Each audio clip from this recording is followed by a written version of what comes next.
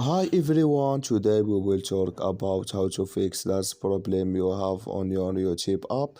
You just click here on settings, then you come here to settings window here like you say, and you just go down, you click here on apps, and you come to apps window, and you just go down here to looking for YouTube app here, and this is window. We'll just keep going down here, and we will click here on YouTube. Then we come to a next window here like you say, and you just click here on for stop, and you click here on OK.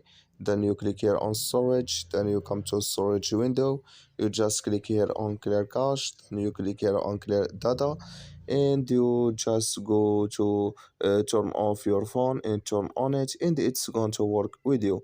So that's all now. I wish now you are get it. Thank you for your watching.